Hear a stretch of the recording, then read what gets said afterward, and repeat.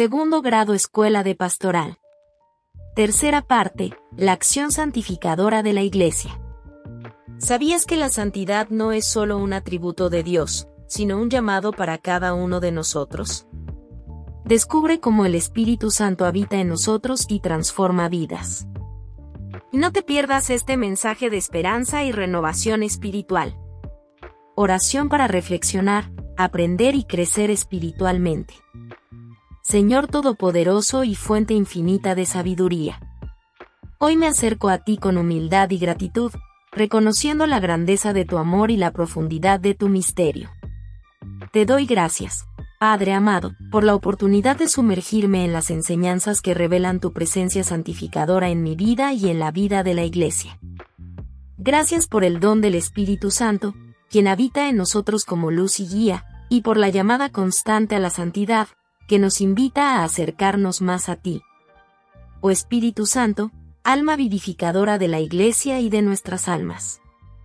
Te pido que ilumines mi mente y abras mi corazón para que pueda comprender plenamente las verdades contenidas en esta lección. Ayúdame a reflexionar sobre cómo tu acción invisible se manifiesta en mi vida diaria, uniéndome a Cristo y transformándome en un instrumento de tu amor. Señor Jesús, camino, verdad y vida. Concédeme la gracia de no solo estudiar esta lección con profundidad, sino también de vivirla con fidelidad. Que pueda aplicar en mi vida los valores de la fe, esperanza y caridad, siendo reflejo de tu presencia en el mundo. Padre Celestial, lleno de bondad y misericordia. Te agradezco porque en tu plan eterno has querido que participe de tu santidad. A través de tu Iglesia, me muestras el camino hacia la salvación y me sostienes con tu gracia. Gracias por permitirme caminar contigo, creciendo cada día en amor y en comunión contigo. Que mi vida sea un testimonio vivo de la obra del Espíritu Santo en mí. Y que con alegría y perseverancia pueda ser luz para otros, siempre guiado por tu divina voluntad. Amén. Lección número 14. El Espíritu habita su Iglesia. De todo lo antes dicho, podemos hacer un resumen. La Iglesia avanza en la historia, entre las persecuciones del mundo que solo contempla en ella lo visible y las consolaciones de Dios invisible. Siendo a la vez realidad de salvación, comunidad espiritual de fe, esperanza y caridad, dentro del misterio, a la vez es su fruto visible de salud, sociedad externa dotada de órganos jerárquicos y bienes terrenos. En otras palabras, la historia y el misterio se entretejen para ir produciendo la salvación hasta el fin de los tiempos. En su dimensión del misterio, la Iglesia contiene la santidad que es la comunión con Dios, que la configura y la hace crecer a través de los tiempos hasta que llegue a su consumación escatológica. Escatológico es lo que sucederá al fin de los tiempos. La palabra santo nos da a entender aquello que, constituyendo el sumo bien, por su superioridad y dignidad, es separado, secreto, inaccesible, intocable, inviolable. Y que por esencia es puro y no se mezcla con lo inferior, firme e indefectible en su integridad. Hablamos de la esencia de Dios. Pero, a nivel humano, la palabra santidad significa relación con Dios. Su conocimiento proviene de la revelación del Antiguo Testamento, ya que, desde que el hombre experimentó su inevitable limitación y lo breve de su vida, sintió la presencia de ese Dios capaz de dar la vida a seres nuevos y de rescatar a la criatura de las garras inexorables de la muerte, para darle nueva vida en un más allá que satisface las ansias de inmortalidad con que todos venimos a este mundo. Por eso, creemos que Dios es ese poder que da nuevas vidas, con poder para dar vida perdurable. A la luz de la fe se presenta como un ser trascendente, separado y superior que no admite contacto. No te acerques aquí, quita las sandalias de tus pies, porque el lugar en que estás es tierra sagrada. Ex 3,5. Dice Dios a Moisés. Un ser superior, con quien me asemejaréis y seré igualado, dice el Santo. Alzad a lo alto los ojos y ved, ¿quién ha hecho esto? El que hace salir por orden al ejército celeste, y a cada estrella por su nombre llama. Gracias a su esfuerzo y al vigor de su energía, no falta ni una. Is 40,25-26. Un ser terrible, a Yahvé Sebaot, a ese tened por santo, sea el vuestro temor y el vuestro miedo. Is 8,13. El ser que no tiene medida, y se gritaban el uno al otro, Santo, Santo, Santo es Yahvé Sebaot, llena está toda la tierra de su gloria. Is 6,3. El ser purísimo, ay de mí, que estoy perdido, pues soy un hombre de labios impuros, y entre un pueblo de labios impuros he habito. Que al rey Yahvé Sebaot han visto mis ojos. Is 6,5. Santo en el misterio admirable, insondable y enceguecedor que es su plenitud desbordante, que llena el universo de su gloria, a quien los serafines alaban velando su rostro, y se gritaban uno al otro, Santo, Santo, Santo. Que dice Isaías, y que San Juan repite en el Apocalipsis, los 4 seres tienen cada uno 6 alas, están llenos de ojos de todo alrededor y por dentro, y repiten sin descanso, día y noche, Santo, Santo, Santo. Señor Dios Todopoderoso, aquel que era, que es y que ha de venir. Ab 4,8. La santidad, pues, significa a la vez el ser de Dios, la comunión de Dios y la trascendencia de Dios. La trascendencia de Dios es la capacidad que Dios tiene de hacer partícipes a sus criaturas de su misma santidad. En otras palabras, los hombres, por la bondad y misericordia de Dios, pueden llegar, en alguna medida, a obtener una semejanza con Dios, ya no solo por su inteligencia y voluntad, sino también por una capacidad de afinidad al bien divino que llamamos santidad, un enamoramiento del bien que es el sumo bien de Dios. Esa es la perfección a la que ha de tender el hombre para asemejarse a su Padre que está en los cielos. Mt 5,48. Siendo Dios eterno, interviene poderosamente en el tiempo y en la historia, revela sus designios misteriosos y salva a quien le place, realizando su obra según su voluntad, sin que nadie pueda impedirla. Haciéndose reconocer como el único, y tú, Israel, siervo mío, Jacob, a quien elegí, simiente de mi amigo Abraham, que te así desde los cabos de la tierra, y desde lo más remoto te llamé y te dije, siervo mío eres tú. Te he escogido y no te he rechazado, no temas, que contigo estoy yo, no receles, que yo soy tu Dios. Yo te he robustecido y te he ayudado, y te tengo asido con mi diestra justiciera. Is 41, 8-10. Y, sin embargo, este Yahvé, cuya grandeza en todos los órdenes tiene su mayor manifestación en el Sinaí, es un Dios sumamente dulce, sumamente tierno, extremadamente delicado y bondadoso para aquellos que le temen, que le aman y se le entregan. Gustad y ved qué bueno es Yahvé, dichoso el hombre que se cobija en él. Temed a Yahvé, vosotros, santos suyos, que a quienes le temen no les falta nada. Los ricos quedarán pobres y hambrientos, mas los que buscan a Yahvé de ningún bien carecen. Venid, hijos, oídme, el temor de Yahvé voy a enseñaros. Sal 34,9-12. Pues bien, ese Dios santísimo y perfectísimo en todos sus atributos ama al hombre y, amándolo, quiere compartir con él bondadosamente su vida, que es la santidad. Para ello, el hombre tendrá que ser justificado después de la caída original. Los judíos defendían la idea de que ellos eran justificados por la ley y solo por ella. Para San Pablo, en cambio, la ley es tan solo el beneficio de la advertencia de una serie de normas morales que el hombre ya trae inscritas en su interior, ya que nadie será justificado ante él por las obras de la ley. Pues la ley no da sino el conocimiento del pecado. Rom 3,20. Y continúa el apóstol enunciando la verdadera fuente de toda justificación. Todos pecaron y están privados de la gloria de Dios, y son justificados por el don de su gracia en virtud de la redención realizada en Cristo Jesús. Rom 3,23.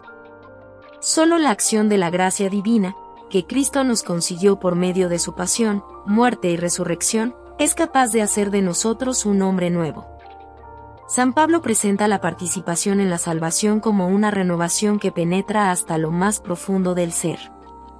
El cristiano no es un hombre nuevo edificado sobre las ruinas del hombre viejo, del pecador. Esta participación en la salvación tiene como principio activo en nosotros la crucifixión del hombre viejo y la destrucción del cuerpo de pecado, para llegar a la semejanza de Cristo. Su muerte fue un morir al pecado de una vez para siempre, mas su vida es un vivir para Dios. Así también vosotros consideraos como muertos al pecado y vivos para Dios en Cristo Jesús. Rom 6,10-11. La santificación por el bautismo. En definitiva, el hombre nuevo no es sino Cristo, del que nos revestimos en el bautismo por una completa sumisión a su influencia. En efecto, todos los bautizados en Cristo os habéis revestido de Cristo. Y si sois de Cristo, ya sois descendencia de Abraham, herederos según la promesa. Gal 3,27-29. Lo viejo pasó ya, y se ha hecho lo nuevo. Se ha producido una regeneración, una renovación en el Espíritu Santo, que conduce a la progresiva formación de Cristo en el cristiano por medio de una especie de parto espiritual. Hijos míos, por quienes sufro de parto, hasta ver a Cristo formado en vosotros. Gal 4,19. Concretando, el hombre queda justificado por medio de la comunicación totalmente gratuita de la justicia de Dios, que no solo hace cesar en el alma el estado de pecado, sino que ciertamente la santifica. La unión con Cristo por vía de santificación. Por la fe y el bautismo, el cristiano entra en una unión íntima y vida sobrenatural con Cristo. Es la unión a la que el Padre nos predestinó al crearnos, y aún antes de crearnos, Él os fortalecerá hasta el fin, para que seáis irreprensibles en el día de nuestro Señor Jesucristo, porque fiel es Dios. Por quien habéis sido llamados a la unión con su Hijo Jesucristo, Señor nuestro. 1 Joar 1,8-9. En Cristo Jesús, toda la vida cristiana en su aspecto más profundo consiste en imitar a Cristo, y San Pablo aprovecha cualquier ocasión, incluso la del saludo, para recordárnoslo: sed mis imitadores, como yo lo soy de Cristo. 1 Joar 11,1. La santificación es obra común de Cristo y del Espíritu Santo. He aquí cómo las tres divinas personas actúan en la santificación del hombre. Cuando el cristiano se encuentra libre de pecado, está en Cristo gracias a los méritos del mismo Cristo. Pero su unión con Cristo se realiza por el don del Espíritu Santo, de lo que resulta la adopción filial del Padre. En otras palabras, los creyentes viven del Espíritu enviado por Jesucristo resucitado y por el Padre que los ha adoptado como hijos, enviándoles el don del Espíritu Santo. Cuando venga Él, el Espíritu de la verdad, os guiará hasta la verdad completa, pues no hablará por su cuenta, sino que hablará lo que oiga y os anunciará lo que ha de venir. JN 16,13. De este modo, es la Santísima Trinidad, inhabitando en nosotros, la que nos comunica la santidad, su vida divina. La Iglesia, portadora de la santidad y su realización. Una sola es la tarea por Cristo encomendada a su Iglesia, nuestra salvación. Esa es su única misión y todo cuanto la Iglesia, en orden a ese fin, realice es secundario para ella. Para esto, es conveniente hacer conciencia actual en nosotros de lo que es la Iglesia. Somos nosotros, el pueblo de Dios. Así, estas dos ideas se resumen en esto: nosotros los cristianos, reunidos en Iglesia, hemos de ser para Dios el instrumento de salvación del mundo, según el designio del Padre, el mandamiento último de Cristo y el impulso del Espíritu Santo. No de otra manera habrá de santificarse la humanidad. Veamos lo que a este respecto nos dice el Concilio Vaticano II en su Constitución Gaudium et Spes. Gozo y esperanza el Concilio, testigo y expositor de la fe de todo el pueblo de Dios congregado por Cristo. No puede dar prueba mayor de solidaridad, respeto y amor a toda la familia humana que la de dialogar con ella acerca de todos estos problemas. Aclarárselos a la luz del Evangelio y poner a disposición del género humano el poder salvador que la Iglesia, conducida por el Espíritu Santo, ha recibido de su fundador. Es la persona del hombre la que hay que salvar. Es la sociedad humana la que hay que renovar. Número 3. El mismo Sagrado Concilio en su Constitución Sacrosanctum Concilium, el Sacrosanto Concilio, nos enseña acerca de cómo ha de ser realizada la obra de la salvación, que se identifica con la actividad esencial de la Iglesia. Por esta razón, así como Cristo fue enviado por el Padre, Él, a su vez, envió a los apóstoles, llenos del Espíritu Santo, número 6. Es, pues, el Espíritu Santo el factor de la obra de la Iglesia desde el principio de la existencia de ella y de su actividad apostólica. Misión del Espíritu Santo. El decreto Ad Gentes, hacia las naciones, del mismo Vaticano II indica, para que esto se realizara plenamente, Cristo envió de parte del Padre al Espíritu Santo para que llevara a cabo interiormente su obra salvífica e impulsara a la Iglesia a extenderse. El Espíritu Santo ya obraba en el mundo antes de que Cristo fuera glorificado. Sin embargo, el día de Pentecostés descendió sobre los discípulos para permanecer con ellos para siempre. La Iglesia se manifestó públicamente ante la multitud, comenzó la difusión del Evangelio por la predicación, por fin, fue prefigurada la unión de los pueblos en la catolicidad, universalidad de la fe. Por medio de la Iglesia de la Nueva Alianza, que habla todas las lenguas, y comprende y abraza en la caridad a todas las lenguas, superando así la dispersión de Babel. El Espíritu Santo, pues, habita en la Iglesia y la santifica.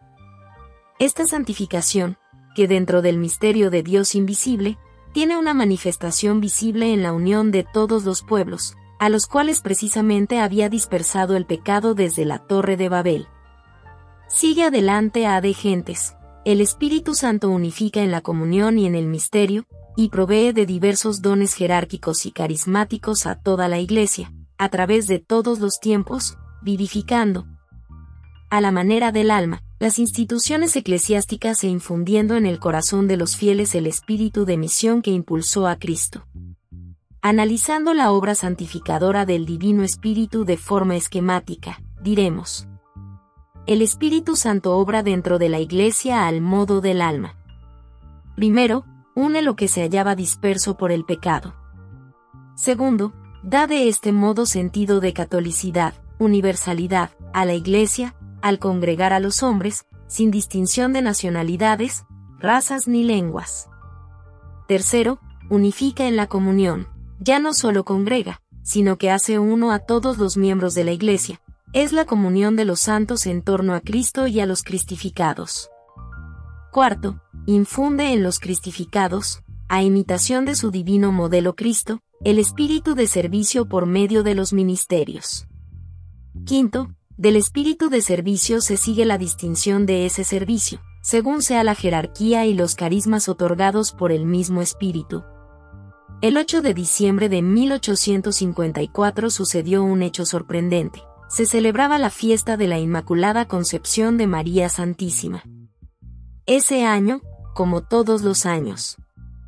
Pero de forma especial, el Papa Pío IX habría de definir el dogma correspondiente, como efectivamente lo realizó por medio de la Constitución Apostólica Ineffabilis Deus.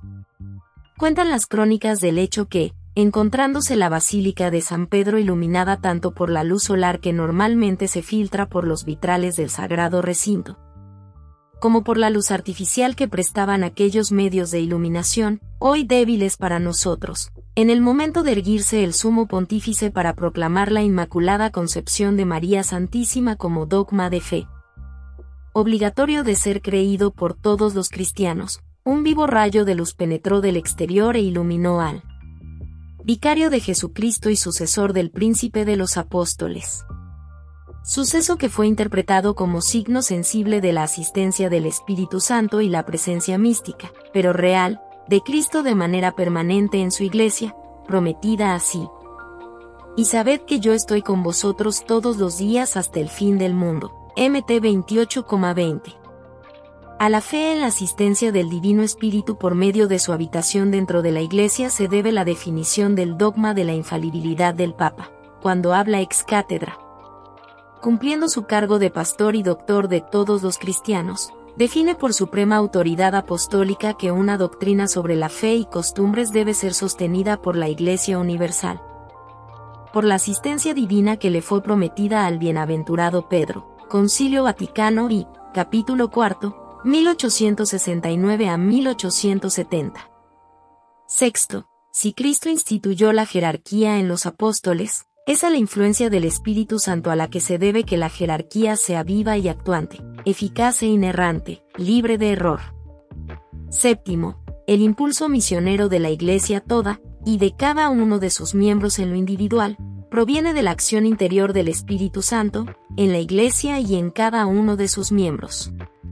Termina A.D. Gentes advirtiendo, a veces también se anticipa, el Espíritu Santo, visiblemente a la acción apostólica, de la misma forma que sin cesar la acompaña y dirige de diversas maneras.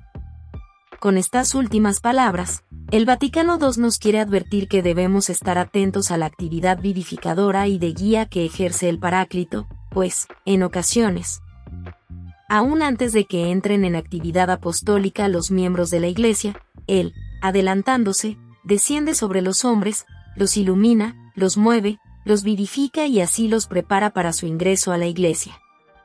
Eso sin menoscabo de seguir guiando directamente a su Iglesia por medio de su acción, visible o no, sobre los miembros de la jerarquía. Es conveniente tener presente que, en el Espíritu, no hay contradicción. Resumiendo, la palabra santo corresponde esencialmente a Dios, el absoluto. La palabra santo se aplica a los hombres con limitación, reconociendo que de Dios participa el hombre la santidad. El Dios Santísimo, terrible y omnipotente, sorprendentemente para sus criaturas es dulce, amoroso y tierno con aquellos que le invocan. Siendo la santificación justificación, no es el hombre justificado por la ley, sino por obra de la gracia. La santificación nos viene por Jesucristo a impulso del Espíritu Santo como determinación del Padre de salvarnos. Si atendemos a la acción misteriosa, invisible, del Espíritu Santo, lograremos nuestra santificación. Reflexiones personales.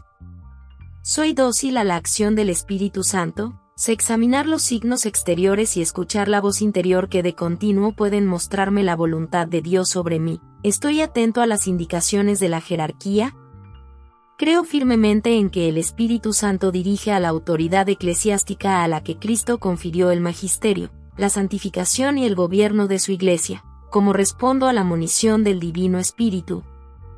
¿Qué me invita de continuo a convertirme en instrumento de salvación? ¿Sé sentir la unidad y la universalidad de la Iglesia y lo vivo? Resolución: Espíritu Santo, Señor mío, ayúdame a ser dócil a tus impulsos, decidido a seguirlos y eficaz en su realización. Cuestionario Lección 14 Segundo Grado Escuela de Pastoral. 1. Cuando decimos que Dios es santo, ¿qué cualidades suyas queremos expresar? 2. ¿En qué se parece el hombre a Dios cuando adquiere la santidad? 3. ¿Por qué no es la ley, sino la vida interior del hombre, lo que santifica? 4. ¿De qué modo se realiza por la santificación nuestra unión con Cristo y cómo solo unidos a Cristo podemos santificarnos? 5. Indica qué quiere decir que el Espíritu Santo es el alma de la Iglesia y cómo es que la anima.